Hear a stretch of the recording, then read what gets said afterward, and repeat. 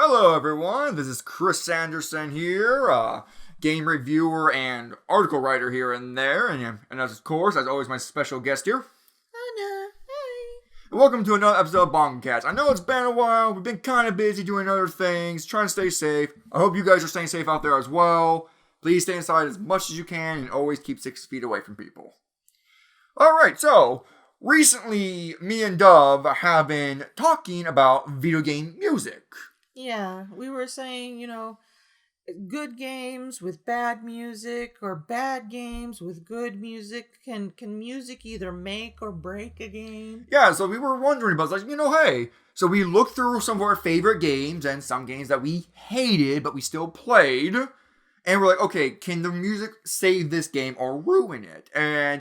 Or a game that you play, but you just have it on mute. Yeah, you just have it and play your own music. Yeah, or that too.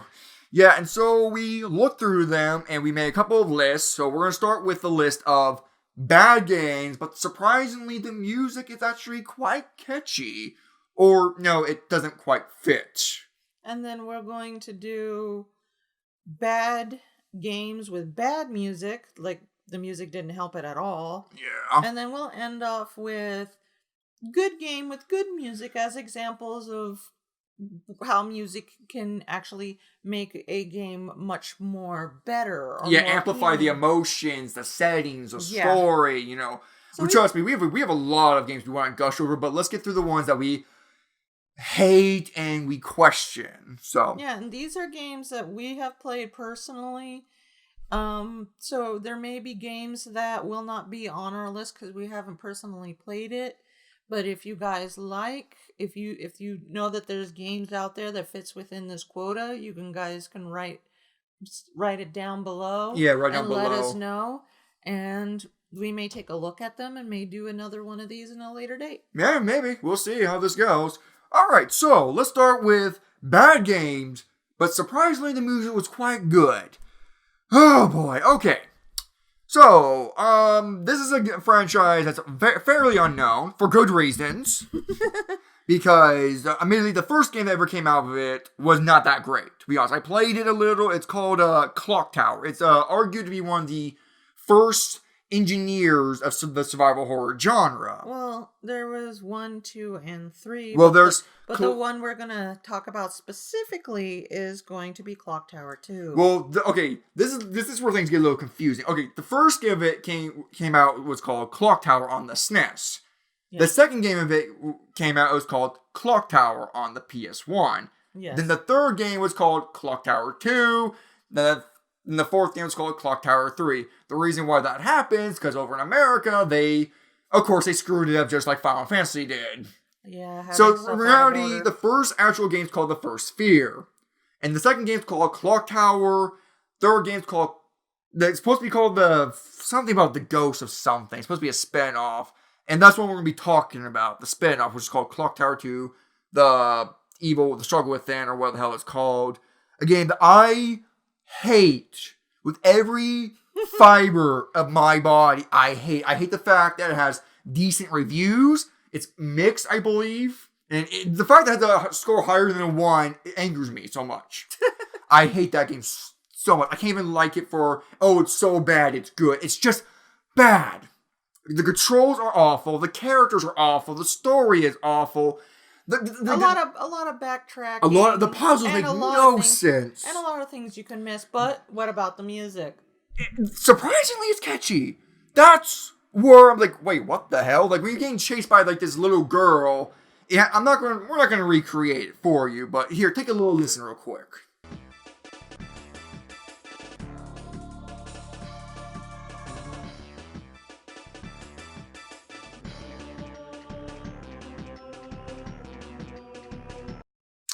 Yeah, it's surprisingly catchy. It doesn't fit. I wouldn't say it fits the scenario, because it's supposed to be a horror game. You're supposed to be scared, you're supposed to be running for your life, and yet it has this quite nice beat that almost makes you want to get chased by her. Yeah, or by any enemy, really. Yeah. And it's like, that kind of defeats the purpose, doesn't it?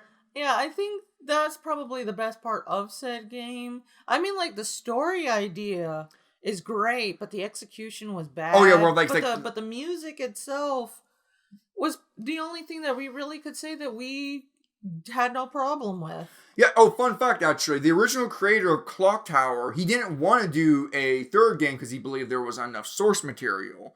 But then this other guy comes along and says, oh, I can come up with a third game, and this is how we got this. And that guy went off and did his own thing called Project Scissors 9 or whatever. Can't tell if that game was any good. I think it was mixed. Getting sidetracked there. Yeah, it's just like, this doesn't fit. If it was like any other game that's a bit more action-based, I guess, it would fit. If it was more like an action horror game. The thing is that this game is like, what, on PlayStation 1? It's on PlayStation, yeah. So it's like, everything is slow. You gotta run back and forth. I mean, thankfully the music's there. Yeah. But it doesn't help that the environment also itself very boring to look at. Yeah. Boring ass environments. And you can miss things, important things so easily. It was just badly executed, but pretty nice sounding music. Yeah, I wouldn't say it saves the game, though. It does not. Sadly. I'm sorry. I do find myself listening to that music once in a while. I was like, this is decent. Sadly, the game's shit, but the music was decent. That's like the only thing I remember of the game. Other than that, I totally would just block that game from my memory because it was just so awful. Oh, gosh.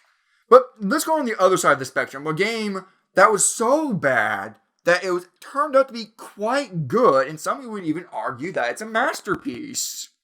Deadly Premonition. A game that I love, ironically. Well, okay, give it credit where credit's due. The story is actually pretty decent. The mystery itself was decent enough. I'm not going to spoil it, but if you played it, you would know that the mystery itself was nice. And Francis York Morgan, oh, I love that character. I love that game. Most of the music in that game is actually pretty good. Yes. The detective music. Here's a little clip of that real quick. York, I can't find Thomas. Was he here? No, I haven't seen him. Have you tried the radio? I've been trying, but he's not answering. What about Nick? No problem with him. He's calmed down a little. He's still saying he didn't do it. Nick said that Thomas disappeared sometime during the night.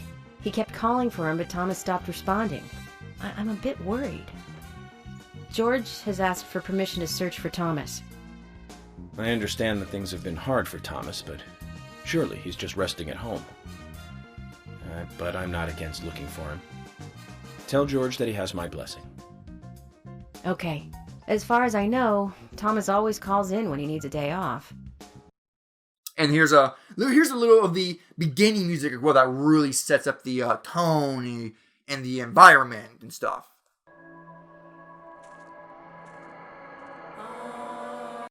Yeah, those are great. You're like, that fits a horror / B horror thing. But then there's one song particularly that comes out of nowhere. It doesn't fit at all. And I honestly believe it was put in there ironically. Like, okay, so your characters would be talking about something serious, like, oh, the victim, she was left out in the rain, her tongue was bit off, and this and that. And next thing you hear, the song goes, I'm not going to whistle it. Just take a listen. Here, if that's where she was killed, why would the killer go to all the trouble of carrying her all the way here? I don't know yet. My profiling instincts tell me one thing is for sure, though.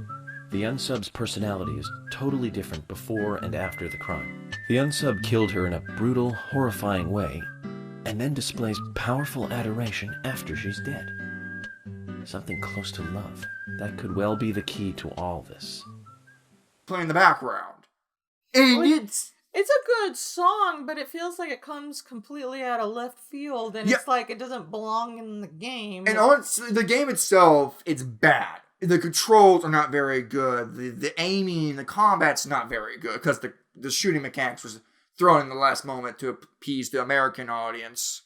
Like it. But honestly, the music does help that game a lot. Despite, the atmosphere itself not being that great, and the gameplay being not that great. But it does keep... The main character himself was... Yeah, the music really does a great good. job of keeping you in the mood. That's what I would say about it. So yeah, I would say Deadly Premonition is one of those cases, the music does help. Like, the controls aren't great and stuff, but hey, the music's nice. So, the main character and the music. Yeah, and it's just like, You know what? If this ever became like a horror, like an actual movie, I would watch it. Just have that whistling song in the credits. The thing I'd be happy with that. take away Deadly Premonition. Take the name away from it. And if you had people listen to that song, unknowing what it is, You wouldn't think it belongs to yeah, it would belong to like Mario, Animal Crossing, something fun. something fun, something like Nintendo game or something. Yeah. But no, you tell them, it came from a horror game. They'll be like, what? Yeah. And again, the song just it never fits, but yet it's It's there. a good song as is. It's a good song, Wrong but game. it's just it's in the wrong game. But regardless, I'm actually kind of glad it is there because it makes the game a lot funnier. Yeah. It's a good laugh. The game is I wouldn't say Deadly Premonition is the room of video games. Well, maybe. Actually, yeah, let's say it's the room of video games. You're tearing me apart, Lisa. You remember that? Yeah. Yeah, so this is one of the cases where the music does help. It does help a bit. Yeah. So moving on to the next game here. That's the music's bad. Not the music's bad. The game is bad, and it's just like. And the music's good. Yes, thank you. I lost my train of thought for a second there. And it's Sonic 06. Sonic the Hedgehog. Yeah, okay, so a little information about this game's development is this game was originally supposed to be released as an anniversary game for Sonic the Hedgehog. Yes. And the entire team was working on it, and when you first look at the demo and stuff, it looks great. Sonic has a lot of animations, he has a good amount of speed, the game looked very well polished. Then Sega did the most stupidest thing that any corporation can do is split the team in half and have the other team work on a different game while they work on this anniversary game. Yeah. And that's how it became so buggy. And the story itself is bad. I'm gonna let you know the story sucks. It's not good. But the music, on the other hand,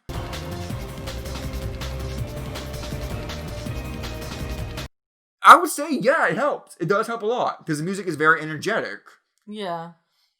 Especially, and of course, one of the most iconic songs that came from it was called His World. Now, I don't think I can really play any of that because that song's, like, Sega is super strict on their copyright thing, so I'm not going to play any of it.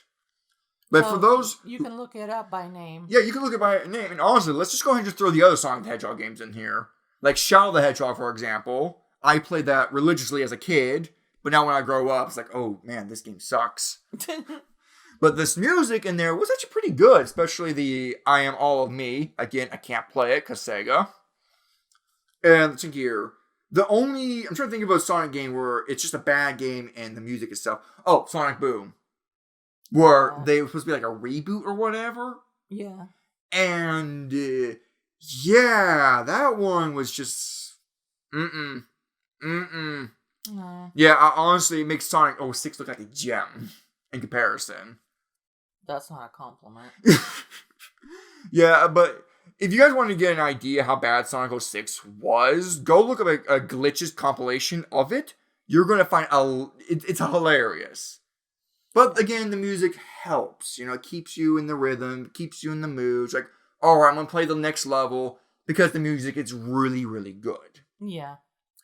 So it makes it a bit more tolerable, but now if you don't like bugs and all that, yeah, you're going to get frustrated with this. Now, does the music save these games entirely? No. Honestly, if you remove the music from them, I wouldn't touch them. Even including Deadly Premonition. I like the character and story, but without the music, I don't think I really would touch it. Yeah. Because it's just like... So the good music made it more tolerable. Yeah, it doesn't quite save it. Don't get me wrong. There's plenty of times in Deadly Premonition and Sonic 06 where I really wanted to drop kick the game. Because the controls either get frustrating, just baffling quick time events that make no sense. There's a moment in Deadly Premonition where Francis George Morgan, he pushes these boxes. Now, these boxes aren't... And he's being chased, by the way. He's being chased by the guy in the red hood and axe. And these boxes, keep in mind, are not all like super high. They're not big, very tall boxes. They're about like waist high. Instead of climbing over them, he pushes them out of the way. Instead of simply climbing over it. This is moments like those where like, okay, I'm done with this game. This is ridiculous. Yeah. And also the boss. The no amount of good music can save that boss fight. The shooting mechanic sucks. It sucks.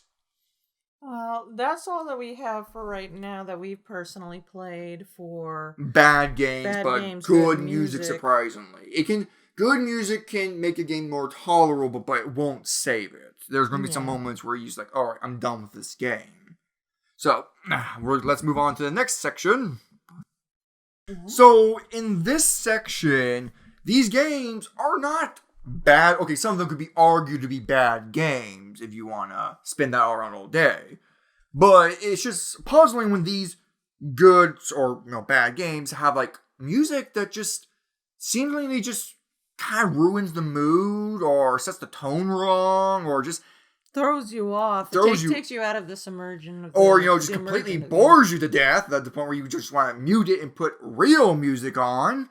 Yeah. One of them that I absolutely hate for its gameplay, story, and characters, and almost just in general everything is Jump Force. A game that I set my expectations down as low as the floor, and somehow the game dug even further than that. And you think the saving grace of this anime game would be the music, because anime is very well known for having great music. Like Mob Psycho, Naruto, Dragon Ball Z, Bleach, so many others. So many like Death Note, and it's just like when you have all these characters, you think they would have their themes or a rendition of those themes. Nope! That was one thing that, like, any level with any of the characters, there's no themes or any of the music from those animes. Yeah, like, it's just a generic, boring music. Like, I made this comparison back in the review, and I'm gonna use it again. Think of the Marvel Cinematic Universe music. It's forgettable, doesn't really do much for the scene. It's just like they could have done a better job. Like when we take like DC, for example, the Dark Knight Rises, no, not Dark Knight Rises, The Dark Knight, Batman Begins, Joker, heck, even Wonder Woman, Man of Steel.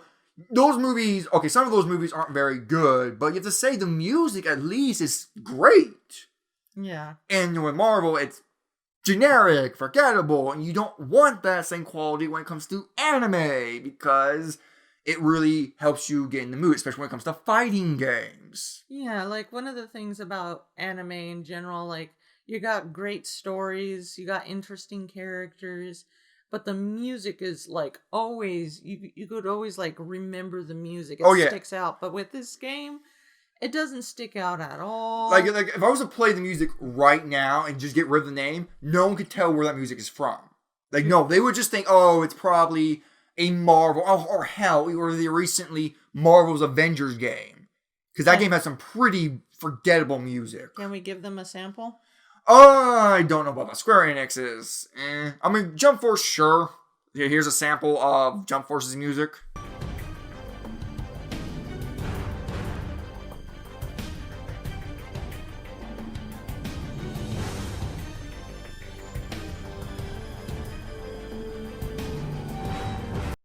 Yeah, it doesn't scream anime at all. No. Like, again, this is supposed to be like a fast-paced fighting game, but yet the music puts me to sleep. Yeah. And so our solution to this was to turn off the music, put real anime music on, which take a listen to real quick.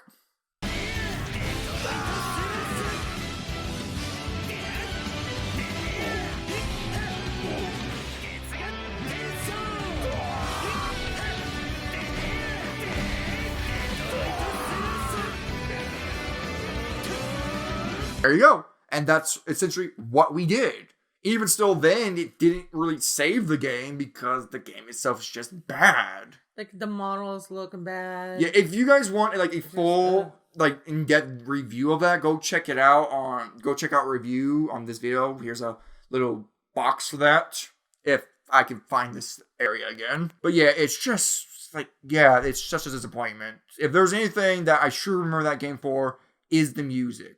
But no, it's boring, doesn't get you in the mood. Even the character customization is limited to the main characters, even their outfits, their hair, and everything. Yeah, They're just like, There's just not much going for it. There's not much going for it, yeah. And like the HUD and everything just looks so bland. Oh yeah, the HUD music, by the way. We already brought this up, but we're going to use it again. It sounds like Monopoly music. Yep. It's like this sounds like something belongs in Monopoly, not in an anime fighting game. No, stop. Just stop. Yeah, it's... Jump Force. Yeah, again, if you want a full in-depth review of it, one of our major critiques was the music. Go check it out. So, Jump Force, yeah, bad music, doesn't want me to play the game at all. If the music was good, then maybe I could tolerate the gameplay a bit more. But no. So I'm moving on here. So this is a game that could be kind of argued to be good or not. I haven't played it myself, so I wouldn't know. I just heard I have. It's Final Fantasy 13. Now, I've heard there's a bit... Final Fantasy 13-2. -2. I heard that one was better. I don't know. I never really got into the Final Fantasy franchise. I only played the Kingdom Hearts franchise from Square Enix. So I'm going to leave this to you. You said there was a certain section or music that's just completely out of nowhere, does not fit. There's a couple of songs throughout Final Fantasy 13-2 that is questionable. But one specific one sticks out a lot is the Chocobo theme. It feels like they try to go like heavy metal with it kind of thing. And it's like... You mean those yellow creatures, right? Those adorable yellow creatures? Yeah, I cannot talk. Yeah, the Chocobo. Chocobo. Yeah, those things. They were introduced in Final Fantasy 2, right? I don't remember. I remember them being introduced quite early, but they've been quite a staple. And I remember I heard some of their music before. Like from Final Fantasy 7. Yeah, I remember it was like upbeat, right? It was like upbeat fun music. Yeah. And this one, when we listened to it, when you had me listen to it, I was like, this does not fit. I haven't played much of Final Fantasy games, and I can tell you right now, that does not fit at all. No.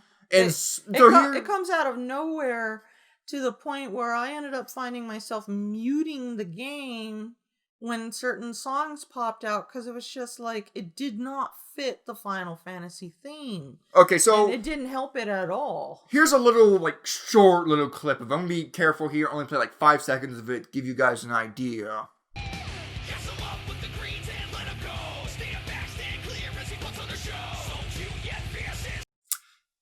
Yeah, that quite does not fit in bubbly fun creatures. I feel like they were trying to go a bit too hard and edgy. Like, they're like, yeah, this is a grown-up game. Now, this is a grown-up mini game. So they got, heavy metal people to do that. But it doesn't feel right being in a Final Fantasy type games. Like, the orchestra, that type of music fits really well for Final Fantasy. But, the metal, death metal, hardcore... Didn't they do that again with the Final Fantasy 7 movie with Sephiroth? Yeah, they took his... okay, to be honest, I do like the beginning part of it. But when it goes into, guitar solo and stuff, I'm like, alright, no. Yeah, I feel like that type of music should be for, Devil May Cry or, other darker, Could you imagine if Devil May Cry made that Chocobo theme music as a poke fun of it? As, Dante wrote his own creature, and it was just to make fun of the Final Fantasy games? If it was used in an ironic way, if Devil May Cry did that, I think it would be quite fitting and hilarious. Yeah, because you're not supposed to take it seriously. But here, they want you to take it seriously. And it's this is not it's just so distracting. Yeah. It pulls you out of this immersion, immediately. Yeah, oh my gosh. Alright, so let's jump into the past now, to a game that I played very little of, because I just never really cared for pinball, but it had Sonic labeled on it, so I played it. Sonic Pinball, and the music in that game's alright-ish. It's nothing memorable. Sonic's usually well known for his music. If there's anything you can count on, is his music's usually good for the most part.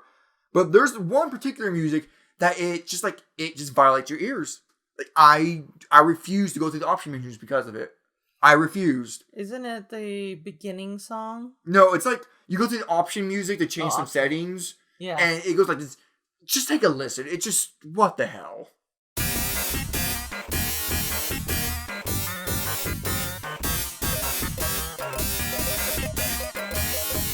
Yeah, so I hope you never have to change anything. I hope you're happy with the settings that you have already. Because it's just what were they thinking, honestly? I don't know. I don't understand. I don't understand these music composers when they do this. Like, does this really sound good to them? Because honestly, I could barely get into a minute into that before I was like, "Oh, I'm done. My ears are bleeding." Yeah. It's like, oh my god, it doesn't ruin the game, but it does take you out of the submersion and not I wouldn't say immersive. I wouldn't say it breaks the immersion. It just doesn't make you want to go to a certain options and stuff. Yeah. And it just makes you wonder what they were thinking. Doesn't ruin the game. And again, the games argue if it's good or not. I haven't played it all the way through. I stopped, so I guess that speaks volumes of the game's quality. But then again, I was a kid back then, and I've been trying different things. So, moving on here to another game that was set in the past. The original Resident Evil game. Well, the director's cut to be more specific. And the music in that game, as I remember, it's not the greatest. It's alright. The save music theme I thought was decent enough. Yeah. But there's one in particular that I did that just ruins the mood, ruins the tension, and honestly kind of made me laugh when I first played through it. Is where you reach the basement. And I don't know what happened. I can't tell if someone fell asleep, the cat walked on a piano, or the horns. I honestly can't tell what instruments they were using. Yeah, it sounds like a cat walking up and down drunkily on somebody's keyboard, and somebody's like, okay, I guess that's music. I guess the composer forgot that he had one more soundtrack, and the Capcom's like, hey, we're still needing something for the basement.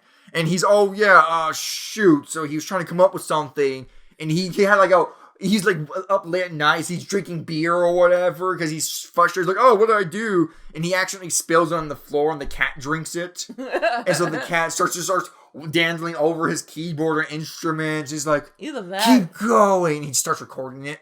Either that or he freaking sat his butt on it and he just kept, wiggling left and right, trying to get comfy. And it's like, no. Maybe he got drunk and confused his keyboards for a chair. Oh you just take a quick listen, guys. It's...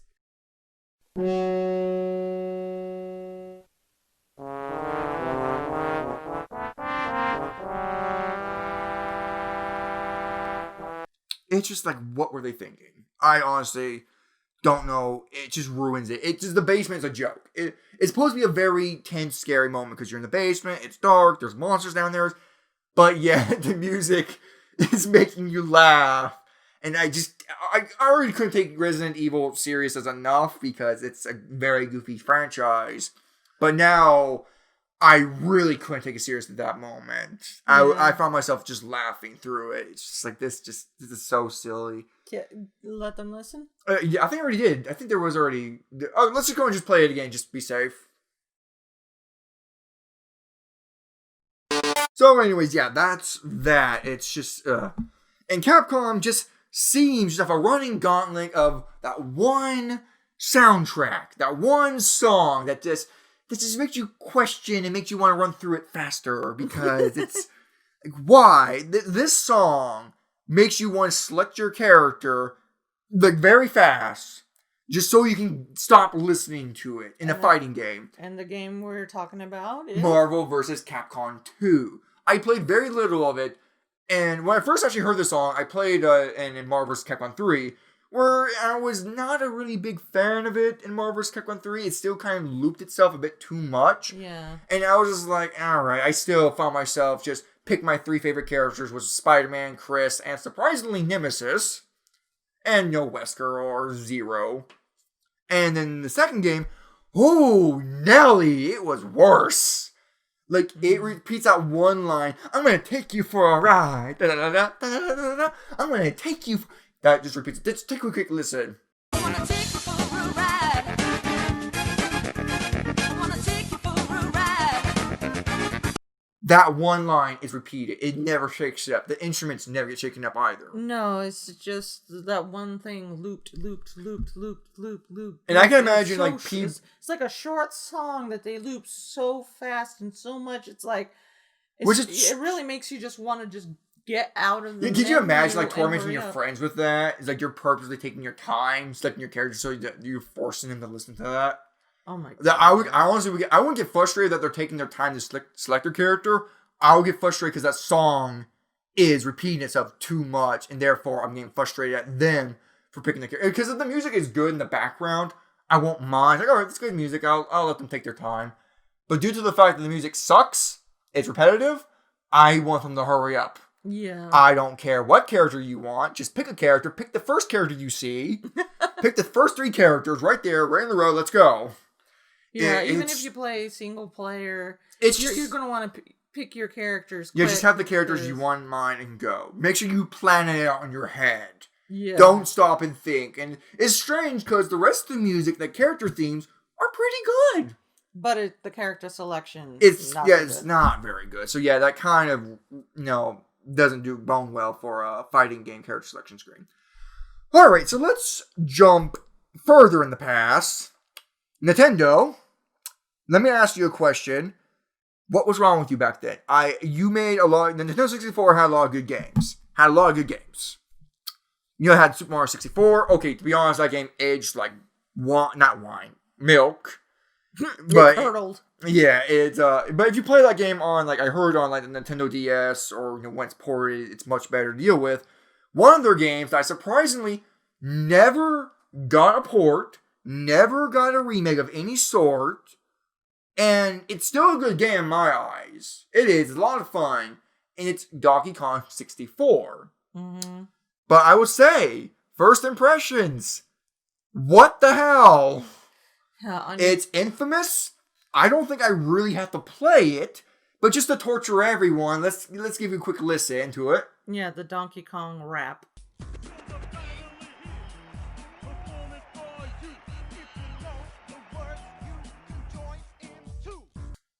Yeah, when I first heard this, I was not looking forward to the game.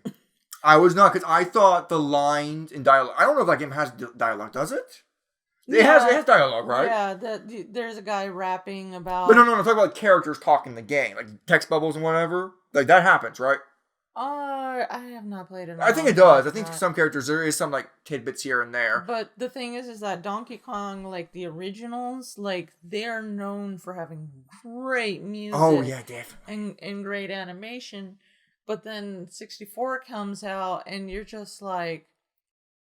Okay, what happened to the original, people that did the music? Yeah, and it's like, didn't you tell me that originally that rap song was a gag? A joke. Okay, the artist defends himself by saying he created that as a joke. It wasn't to be taken serious. But for some reason... Nintendo did. And I guess Nintendo is just not very... If you notice, Nintendo has never done rap since then. They never touched it, I believe. Yeah. They touched jazz, they touched other types of music. Rap is one they've never touched. And I believe this is the reason why. Yeah. And it's just like, I don't know what was going on. I think rap was very popular around that time. I believe it was. So I believe Nintendo was trying to capitalize on that. But I guess the writers, the guy who wrote the song, didn't take it seriously. He wrote it as a joke. And I guess somebody saw it on his desk or something and was like, we're going to open with that. I don't know if that song ruined his career or not. I don't know if it's... I know, like, if I was an artist that made music, I'd deny everything. I would deny. It's like, I had nothing to do with it. I'll pull a Christopher Nolan and deny I had any involvement with the original, with the Dark Knight movies. Which that still boggles me. We have to talk about those movies eventually, but that really bothers me for some reason. Well, it doesn't bother...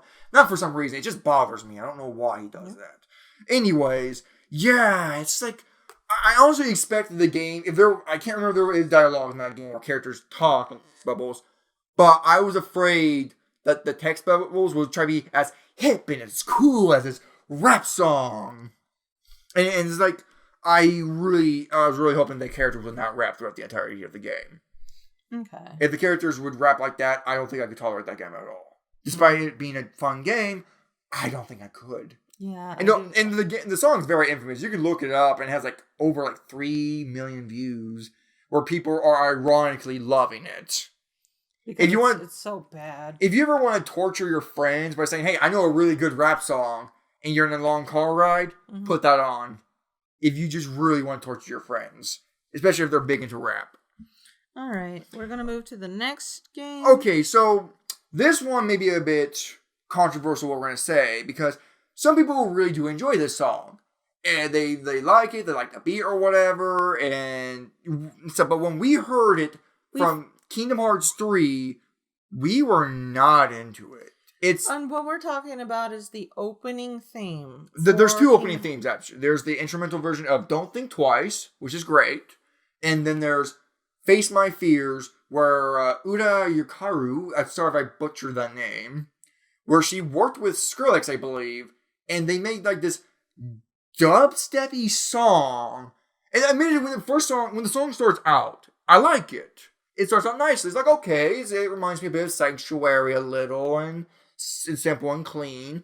But then it goes into complete dubstep, and it just, to me, does not match the visuals that's going on.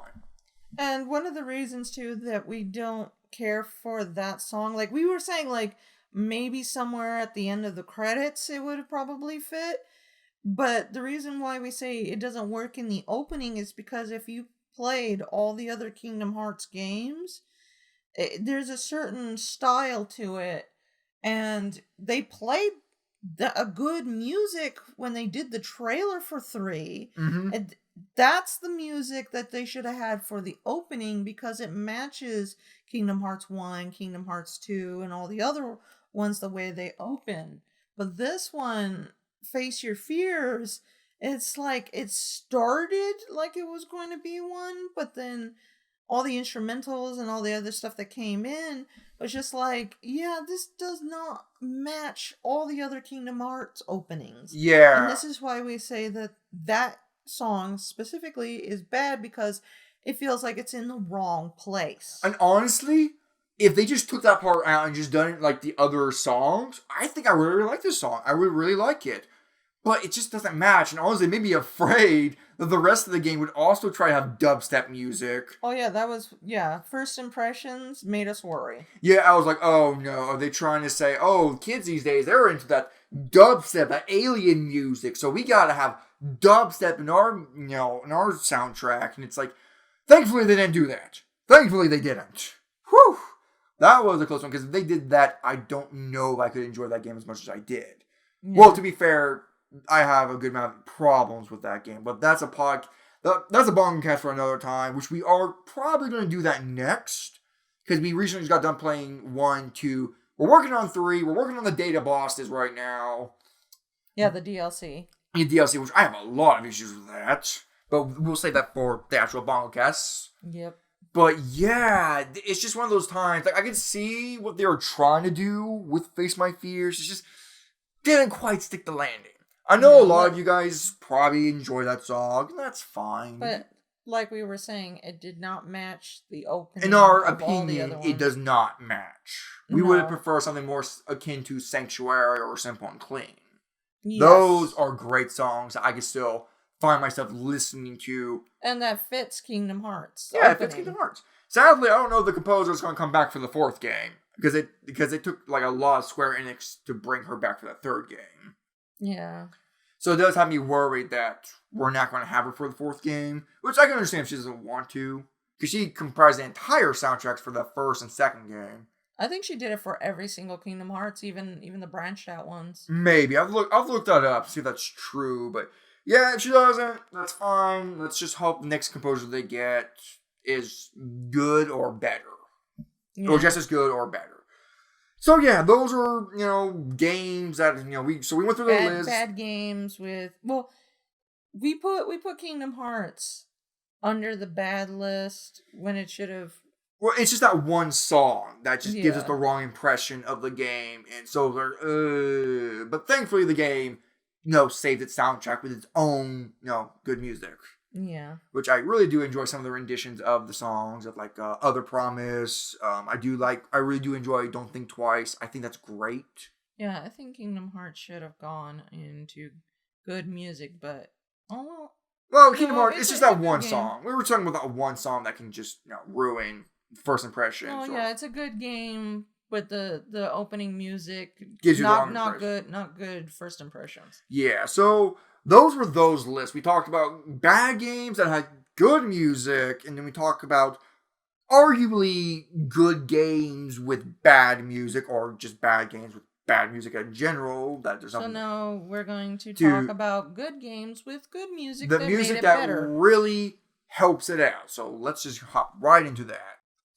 Finally, the list that we actually really want to talk about, the one that we love. These are the games that they're great on their own, but the music just amplifies everything about it. We love it. We can't get enough of it. It just makes us want to replay those certain sections of the game because or just listen to the songs outside of the game. Yeah, and also at times these are the songs that can really amplify the emotions, make you feel or get you ready for a fight or certain moments. And there goes the cat. You guys heard the meow? That's our little cat Haikyuu. He wanted to get inside the room. Now he wants to get outside the room. He can't make up his mind most of the time. So, anyways, yeah. So these are the songs that we really love. So we're gonna spend like probably the next who knows how long about gushing about them. So let's go down the list here. The first one here is a game I haven't played, but you have. You say it's a classic that they need to remake eventually. Oh, I would love it. And it's Vagrant Story. All right, tell me a little about that because I don't know too much about it. Vagrant Story is a good game. It is a single player, really, really interesting characters, interesting worlds, interesting, like everything about it from story to the design. Like, you know, arguably the main character's hairstyle looks more like antennas kind of thing, but that was a style that they took to make him stick out. But every song in Vagrant Story fitted every level, all the moods perfectly. And I believe if I remember right, I heard something about like the original creator of the music was also had something to do with the creation of the game itself. I believe he had something to do with the story, if I remember right. That's why every scene fitted like a glove. It fitted perfectly.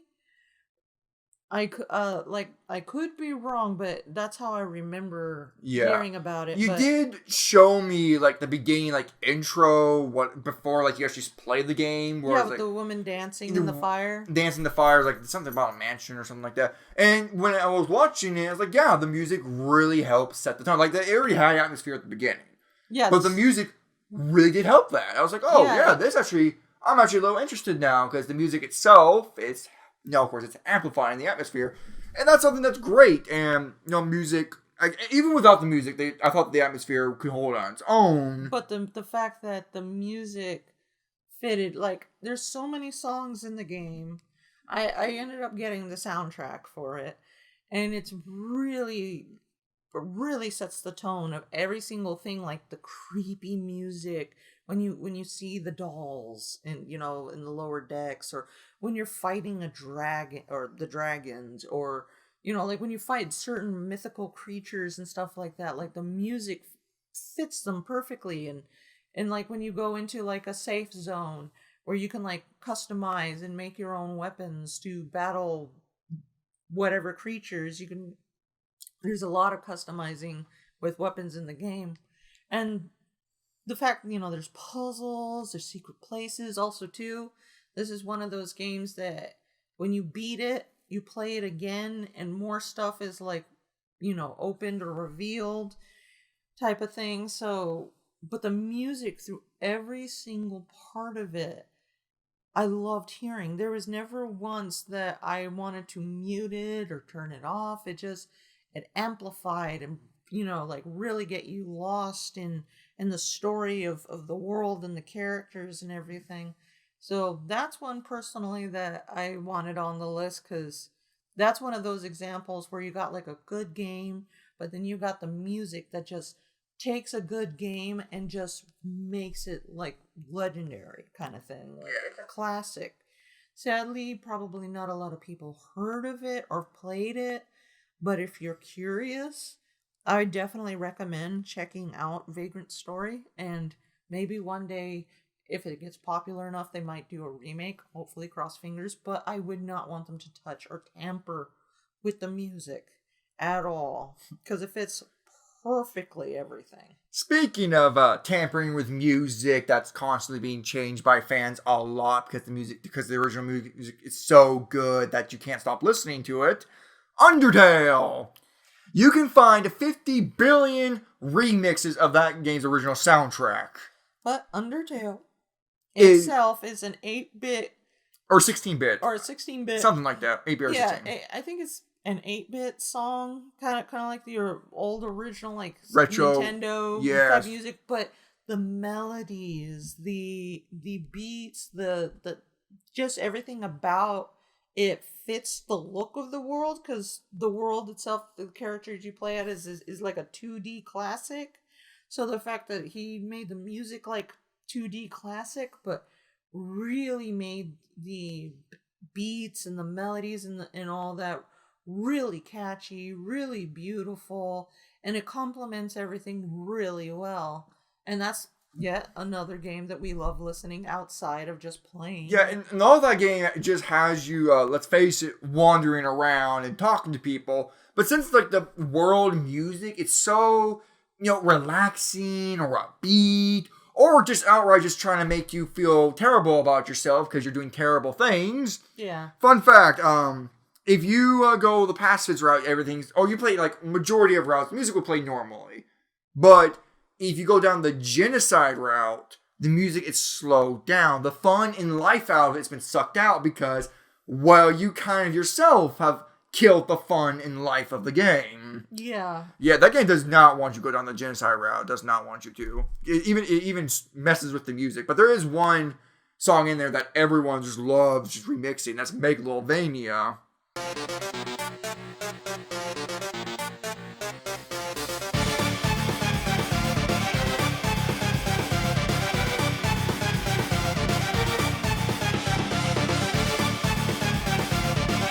Which is just great. Sans theme. Well, actually, fun fact. No, not Sans theme. It's your character's theme. Because he challenges you. He fights you. Yeah. Because he attacks first. Most of the times you get attacked first. Yeah. So, that's just our perspective of that. We could be wrong, but I believe that's how it is. But yeah, the music in that game is just so good. I actually did. When I was on the bus heading down to Tennessee for like a competition of some sort, can't quite remember what it was about. And there was one thing the music just stuck in my head. Every new boss I encountered, the music was immediately in my head. It was like stuck in my head. When I stopped playing the game, it was still in my head. And my roommate, when I went to college, can attest that, yeah, I listened to that music to death, honestly. Like, it was the thing I listened to the most. It just, like I said, it just amplifies the music. It just amplifies the emotion so much. And it's just like, this is great. Well, not only Undertale, but also the new game. Deltarune. Which, also is another when is that ever coming out? Well, if I heard right, he's doing all of the chapters. He wants to have the whole game finished. Yeah. So that's taking a while. And I guess it's going to be much bigger than Undertale was. Yeah, which I'm looking forward to. I just hope I get it. We get to see that game soon. I wouldn't take his time, but man, the music in that game was pretty good as well. Yeah. Also, that game did have electric guitar music as well. That's the Hopes and Dreams. Yeah. Where you fight. I'm not gonna spoil that, but honestly, and it still fits pretty well. Actually. Yeah. It does.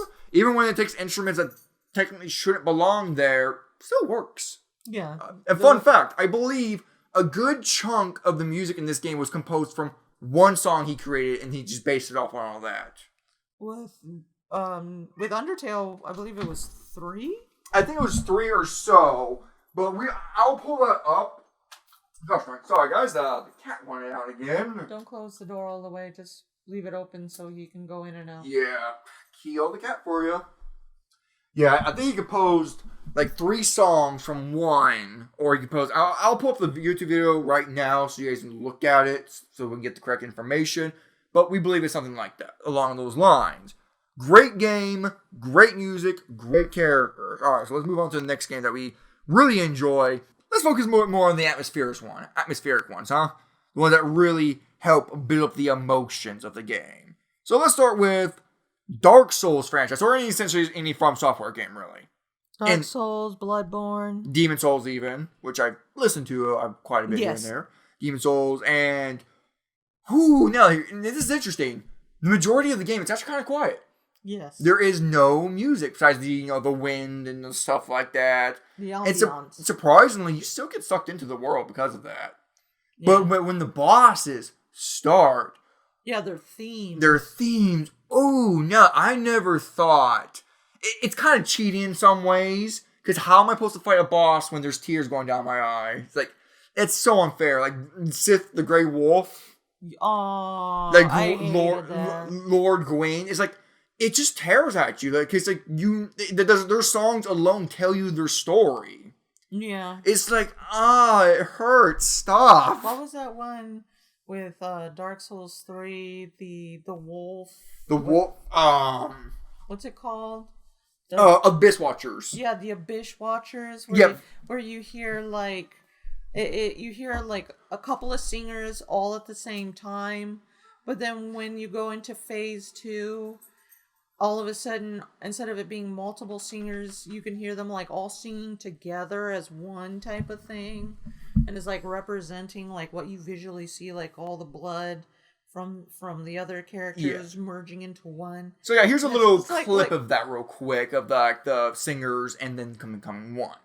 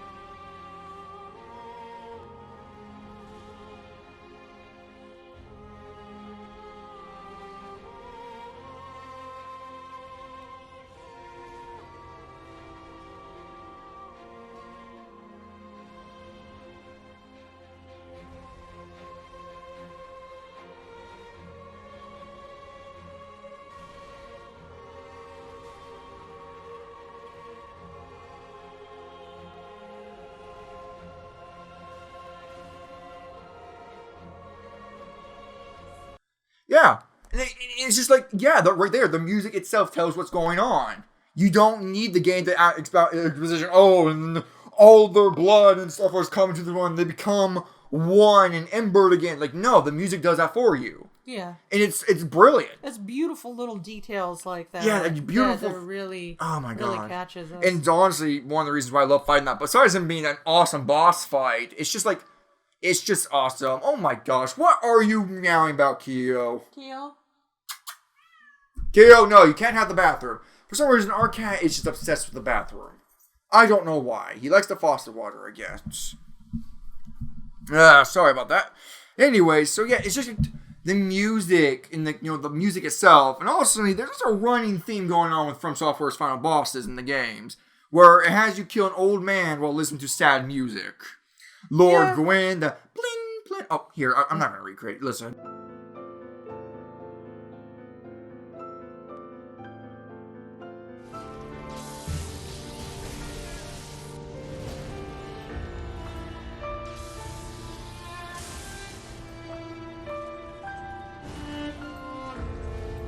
Interesting that actually it's kind of like a weird rendition of the original theme. It's kind of a bit more twisted in a way, because that's also what's going on.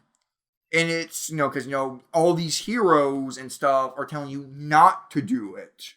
Yeah, but you hear, like, when you fight the final boss, you hear, the epic. First it starts epic. This guy, he is the culmination of all the heroes that came before you. Yeah, and he has all their powers and whatever. And you can hear that in the music. Yeah, and then when, honestly, itself, first of all, visuals alone, when, he pulls the sword up from the ground, he takes the fighting sense, tells you enough that yeah, this is all the souls, including Gwyn himself. Yeah. And But then even then when the music starts playing, it's like, oh, stop this.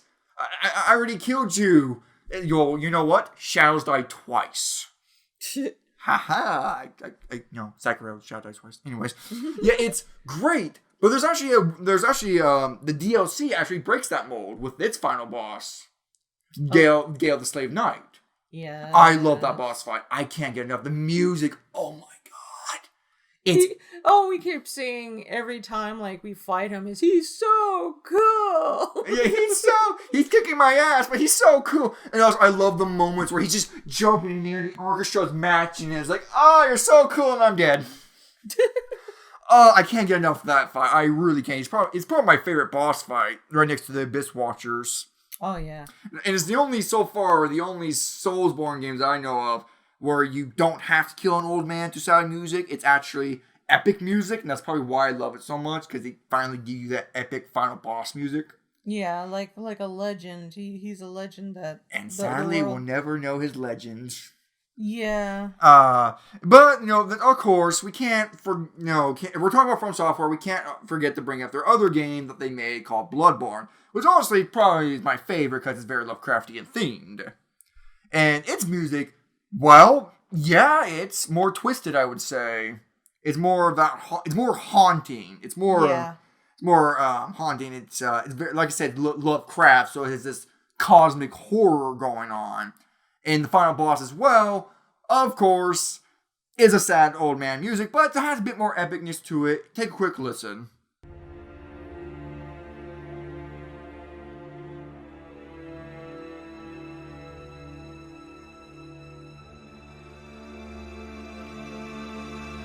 Also, the scenery in that game is freaking beautiful, especially the final fight. It's like rose petals, everything. It's great. It's honestly really great.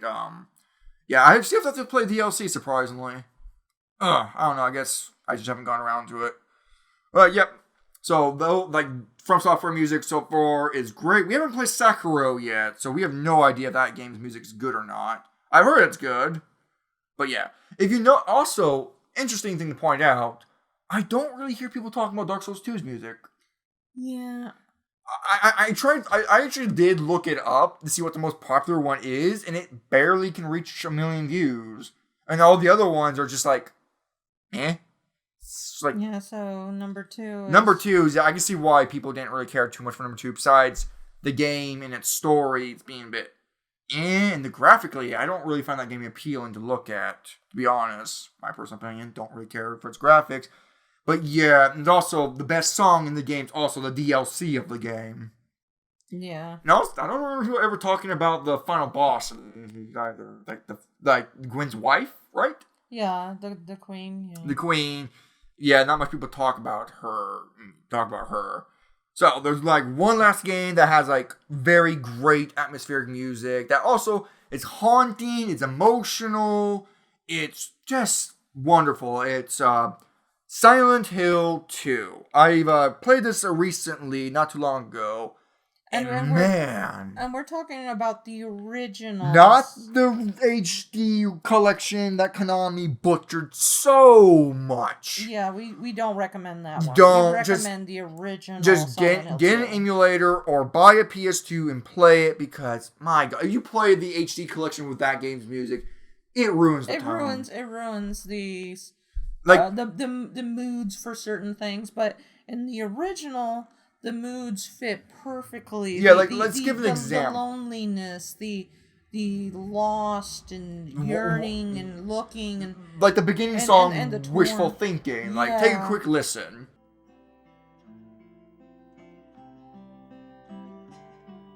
I got a letter. The name on the envelope said Mary. My wife's name. It's ridiculous. Couldn't possibly be true. That's what I keep telling myself. A dead person can't write a letter. Yeah, so when you listen to that, you get this feeling, like you said, of yearning and wanting, searching. Yeah, it really there's does like give. a sad. Yeah, it sadness. already gets you already to sympathetic with the character because you know he misses his wife. He misses his wife. Yeah. And the music really pushes it. But for some reason, in the HD collection, he's like, yeah, you're looking for your wife. It's so stupid. It has electric guitar, said the very wonderful acoustic guitar. But it does not fit the theme. Oh, no. And like the music in that just pulls you out of this the immersion. Yeah, immersion. Yeah, the and immersion. it's like when you play the, and it's distracting. It's distracting. It's not good. Yeah, in the original, like the music always perfectly matching the tone. Also with the original voice actors and stuff like that. Yeah, I don't care. I didn't care for the two. They're great. I didn't really care for the new voice actors. No, they they didn't. That's a discussion for another time. Let's just focus on the music for now. But yeah, like the original is it's way better. Yeah, even when I believe when we went to the Nightmare World, the music got more twisted. Yeah, and that perfectly fits because the world itself has become twisted. Yeah, and it's just like again, it's just so haunting, and it's just like, and also the sound design. I have to bring up the sound design real quick. That's so well done. Sound design, it's just. Pyramid Head, his theme, even the original game's theme, the one of the quick listen real quick.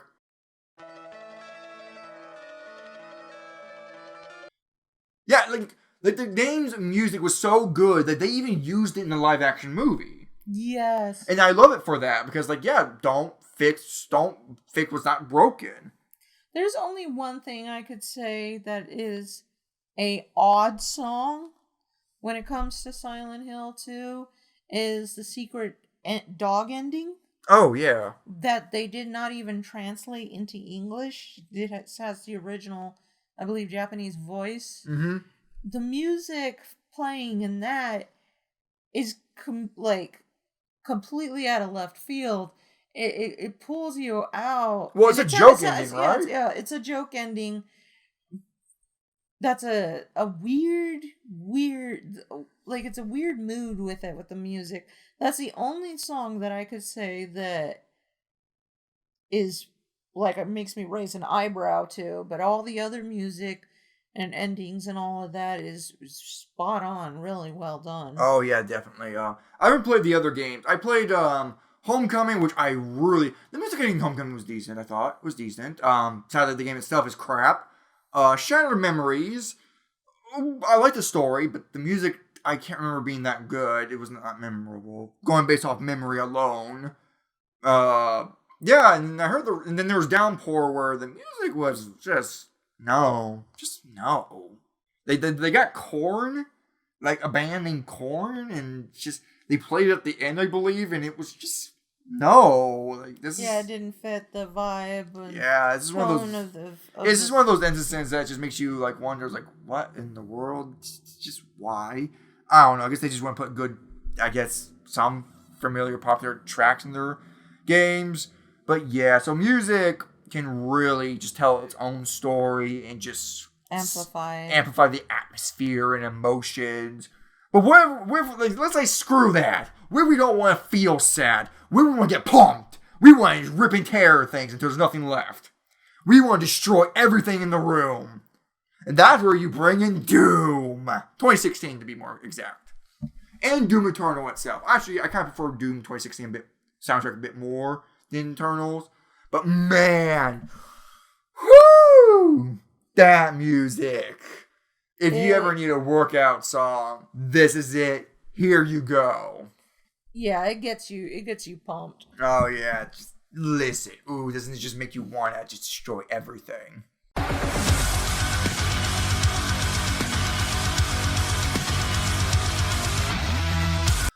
Mick Gordon killed it. And he's actually very well known throughout the gaming industry as a very great composer. So it's cool that they got him on board. And very fun fact, he used a chainsaw as a musical instrument. Really? Yes, he did. And I was like, holy shit. I believe you can hear it either in the BFG division or Rip and Tear.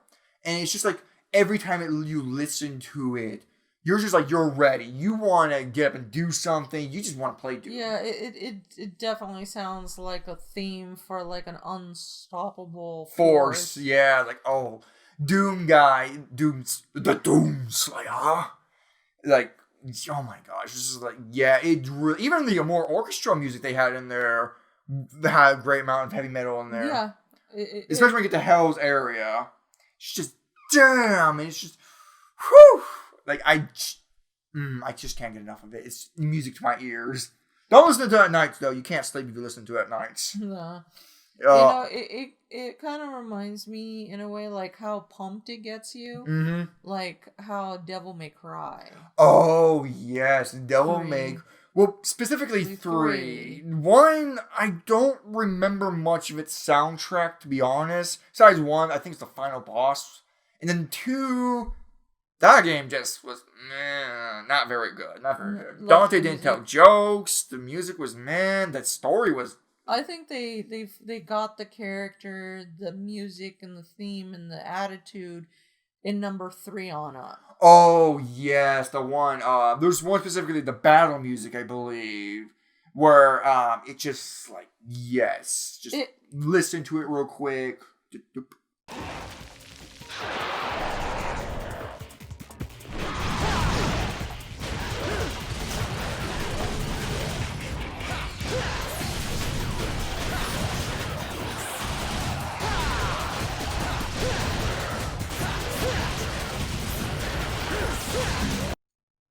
Yeah, and then like, since like also it's great that this game mixes gothic music with heavy metal music. Also, too, it sounds like a vampire-y church, gothic-y church. Yeah, which is what they were going for anyway. Which I really like. When I love listening to that. When it comes to like the beginning part of it is like, is that orchestra gothic.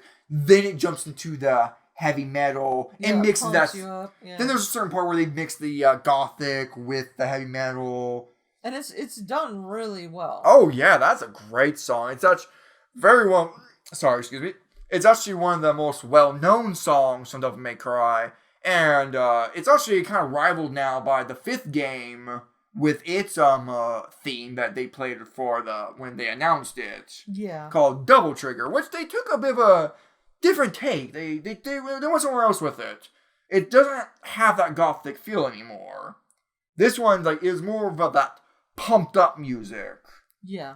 Which I guess it fits. It fits. It's Devil May Cry. It's supposed to be fast paced and energetic. Yeah. Which, it's always good. But I do think I prefer more of that heavy metal mixed with a gothic feel to it. Really sets the atmosphere, Yeah. Even if the game's stories itself, it's not the greatest, it does at least, make it feel epic. Yeah, it gets you pumped and helps you just go all crazy. You make your character just combo crazy with this music that just backs it up and feels like a lot of fun. Yeah, and I hate to open old wounds here, but I want to talk about DMC, the reboot, which has now been debooted now, or is considered as an alternate timeline, where Dante's a complete punk-ass bitch. And so is Virgil. Ugh. Anyways, in that game, when I listen to the music, it is now mostly heavy metal and alternative music, which I guess it fits the theme it's going for. It's not... As I recall, that game wasn't very much gothic. It was more of that punk type thing. Well, Dante in that world was a punk. Oh, not very fun punk. No. Say what you want about the original. He wasn't a punker. Yeah. He was a punk. Yeah. Say what you want about the original Dante. At least he was lighthearted. He was fun. He knew he was a badass. Yeah. And he looked good. And he looked good doing it. And it's just like, yep, that's Dante, not that one. It was a fun fact. The director of Devil May Cry 5 actually wanted to do DMC 2. But Capcom had literally no faith in DMC 2. They just rather go back to the original universe. Yeah, to pretend they didn't make it. Yeah, well, they consider it an alternate timeline. They may address it later, but I doubt it. Capcom, they follow the money, so... Yeah. Since DMC is so despised. But anyways, the music in that game was surprisingly decent. I wouldn't say I find myself going back listening to it, but it does get you in the mood to, slash demons apart. Yeah. Even if the character is a complete asshole. Alright, so let's move on back to a bit of the RPG side of things, to Kingdom Hearts, which we've already talked about a bit earlier with Kingdom Hearts 3, but now we're going to talk about 1 and 2. Mm-hmm. Say what you want about the story. It's silly, it's convoluted, at times it doesn't make sense, it's all over the place. It's all over the place. But the music, I would say, always makes it feel like it's epic. Even if it doesn't make sense. Yeah, and also, too, you get, some themes from the actual worlds. Yeah, like each world has its own battle theme. And I thought that was pretty cool that they did that. Instead of just giving you one battle theme that's throughout the entirety of the game. Yeah. Like Kingdom Hearts 3 did, essentially. Which is not bad. It's just, I prefer what they did in the first 2 games. And it's just that's great. And the boss themes. Whoo, man. As soon as they are, damn, they did get you pumped. Yeah. Oh, man. Let's think here. Let's try to think here. One of my favorite ones they've done was in Kingdom Hearts 2, where they did the Lingering Will, the guy in the suit. As much as I hate that boss fight, and I'll talk about that some other time, it's the music, the violin that plays in the background, it just kills it. It's ridiculous that this guy's using his Keyblade to turn into a car, a cannon, a whip, a bow and arrow. That music just summons things to shoot at you. Or curses you. The music just makes you feel like this is epic. Like, oh yeah, this badass can turn his Keyblade into multiple things, which doesn't make sense, but who cares? Because the music's great. Who cares? Because it's Disney magic. Honestly, Disney didn't really have too much to do with the original Kingdom Hearts games. They had some influence over it, like, Mickey Mouse not being the main protagonist. It was Sora. Fun little fact, Sora, as I believe, was originally supposed to have a chainsaw sword, but Disney thought that was too violent, so they wanted something a bit more non-violent, so the guy came up with the Keyblade, which is odd because Sora still can turn that Keyblade into a sword, so it's a little weird. Weird. Yeah, but the music I love, and also what I love about the Kingdom Hearts games is that they take the original Disney music and remix them. That's what I was saying. They had their own themes. They even had Jack Sparrow's theme. Take a listen to the original. Take a listen to the Kingdom Hearts 2's Pirates of the Caribbean.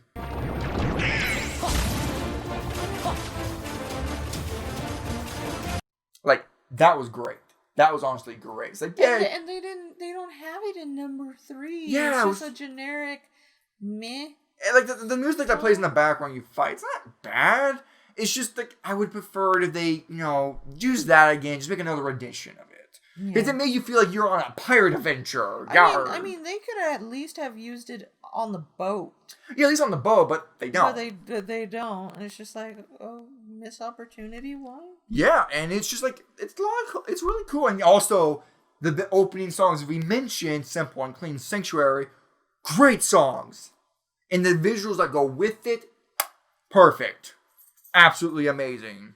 Yes. They put a lot of time. And actually, one of my favorite renditions they did was Sephiroth's theme. The first game, I thought it did pretty well. Okay, at that time, I didn't know who the character was. It's just when they got into that orchestra mode. Here, just take a little listen to the little orchestra mode that I love.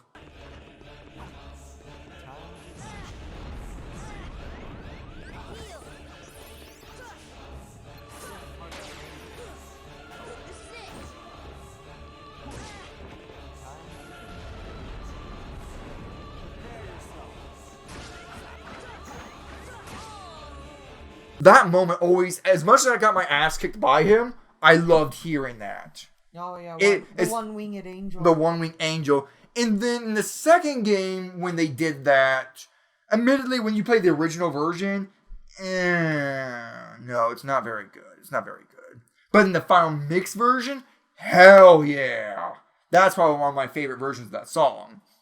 But, since you came into my life and introduced me to the original, so now I know more about the character, the One-Winged Angel, which I listened to on the original Final Fantasy, which is still pretty great. Yep. But I kind of like Kingdom Hearts 2 a bit more. Its rendition because you know, as much as I like the 16-bit sounding music, I like the more of the orchestra updating music.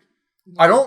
I like it more than whatever the hell Advent of Children was. Yeah. So let's go and just talk more about that Final Fantasy game, shall we? Yeah, that's another one that we're going to jump to right now is Final Fantasy, the original music, and also the remake. Now, we want to be careful about this because Square Enix has been taking the remake's music down a lot, even like playing. So I don't think we should play any of it. If you guys want to go take a listen to those real quick, so you have an idea what we're talking about, go ahead. Because Square Enix has been cracking down on that a lot. Well, I'll say this: when I I grew up, playing Final Fantasy VII, the original, like 9 times, 99 character, like 99 to everybody, at least 8 out of the 9 times, and got all the secrets, got all the stuff, and I loved the music on like everything from the original. Everything was a masterpiece. And it was actually so good. It was the first game I actually ordered from Japan directly. But the remake, I like some of the songs in the remake, but certain other songs, I feel like they stretched it out unnecessarily, and it sounds a bit chaotic. Well, okay. Compared to like the original music, how it all flowed. Like to me, the build up in the original and the flowing of the music, like, is really well done. While in the remake, like for example, One Wing Angel. For me, I love the original, and I love the Kingdom Hearts 2 version of One Wing Angel. But the remake One Wing Angel feels they like put in like 4 minutes of build up, and then they had the music sounded like I know the music like by heart in my head. So when I listened to the remake, I was like, they stretched certain parts too much. They added certain parts that wasn't there yet. It just felt chaotic to me. Well, to be fair, slight little spoilers here, but it's no secret now that you fight Sephiroth in the remake, because that song's in there, which we still have yet to get there, but we've heard the song a lot. But it's supposed to be a lot more fast-paced and chaotic, as I heard. It's supposed to be a lot more, and that's why the remake of that song is more faster-paced, a bit more chaotic, because a lot of stuff is going down. The faster-paced part isn't what bothers me. Like, you can take the original music and speed it up a little bit, and it would sound perfectly fine. But the thing that I said for this version, the remake, there's a whole lot of added melodies that weren't there. Doesn't feel like it needs to be there. The build up to the song, like I said, they added like 4 extra minutes of just meh. And then when like the parts that are more memorable from the classic is like the way I described it is like if the song was a puzzle. Well, that's how it's like if the song was a puzzle and they dropped it and there's puzzles everywhere, but it's not just one box they dropped, it's like 2 boxes, and they're just mixing and mashing whatever they can, and that's what it sounds like. It sounds like a chaotic mess to me.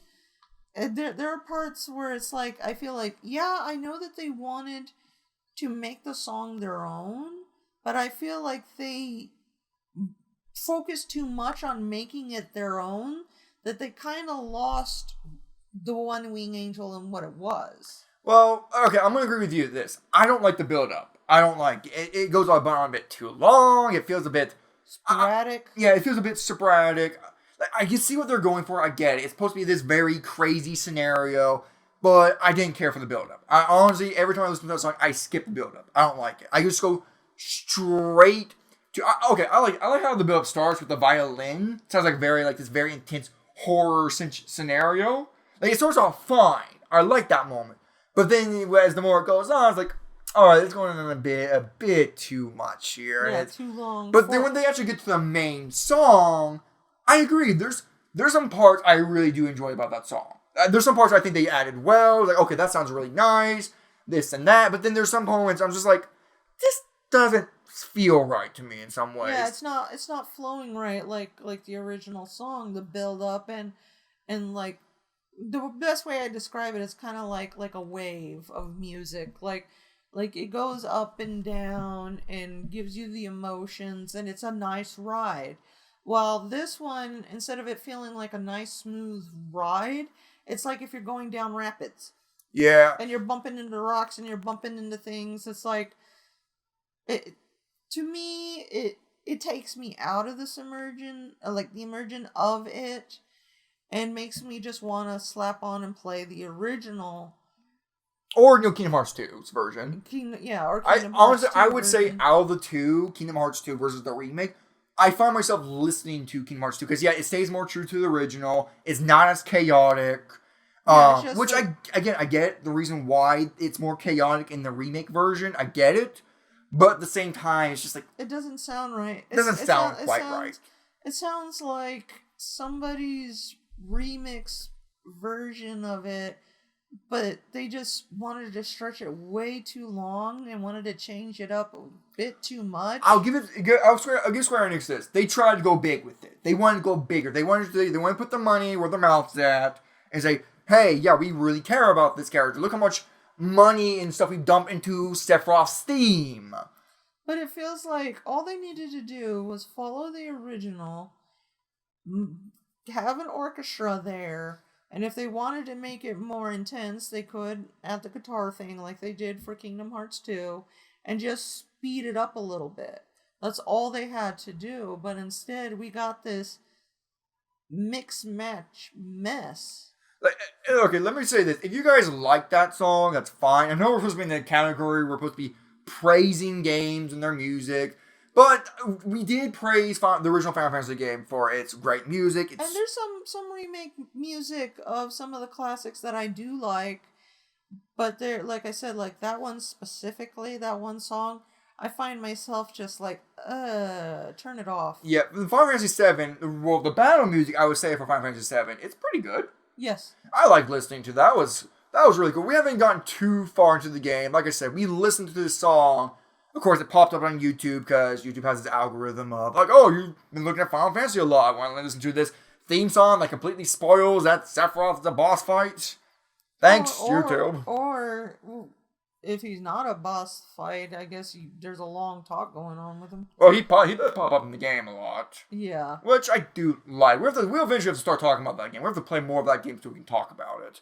Yeah. But yeah, right now, just focus on the music. The Final Fantasy VII Remake, so far as we heard, the music, for the most part, is good. I would say I like good chunks of the One Winged Angel's, the song One Winged Angel.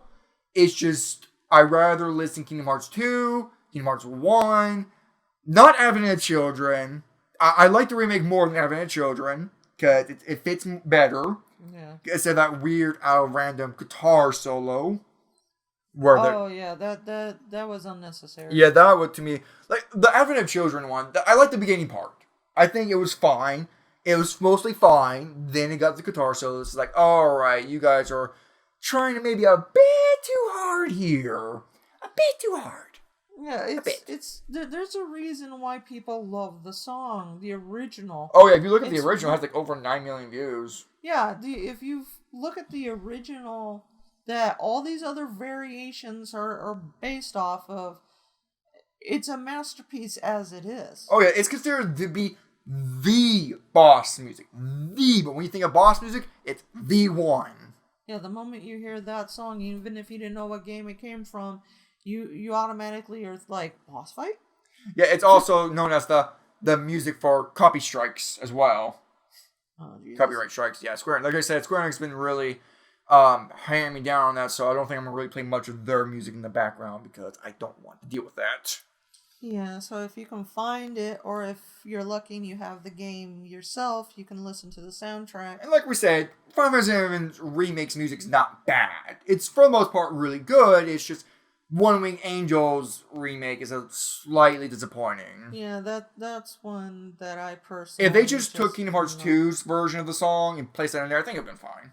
Yeah, I think it would have been better. Yeah, it would have been better. Maybe, maybe it can re-edition of that one. Maybe do something a little different. I don't know. But anyways, those are all the songs that we absolutely love, exception for the One Wing Angel remake anyways. Be more precise. If you love the song, that's perfectly fine. It's just our opinion of that. Other than that, it's pretty great. So we list off some of our favorite songs and games that are bad, but surprisingly have good music, or music that does not fit at all. Yeah. And bad games with bad music. So what are your guys' favorite songs and games that you surprisingly have good music that shouldn't be there? Or bad games with good music, or bad games with bad music. What are some... Okay, how about, let me make this simpler. What are some games where the music was so bad that you had to mute it or replace it with something else? And what are some musics that you absolutely adore, you cannot get enough? And just give us a list of games that were bad but surprisingly had good music. Yeah, and we may check the comments on that. And hey, and try the games out ourselves and give our opinion, our personal thoughts and feelings about it. Yep. Alright, so let's wrap it up there. Probably next BagoCast we'll be talking a lot more about Kingdom Hearts. Specifically 1, 2, and 3. Yeah, when we finish it. Yeah, when we finish it. We're still working on that. So yeah, stay tuned for that eventually when we get around to it. Right now I'm playing the game on critical mode, and oh, Nelly, that's... Oh my gosh, Kyo, what? So basically, we're wrapping it up, and let's wrap it up. Saying, I hope you guys had fun listening to this, because we had a lot of fun, going through our library and picking these things out. Yeah. So, yep. Again, like I said, leave your lists, and I hope you guys enjoy. Catch you guys next time. See you later. And stay safe. Bye.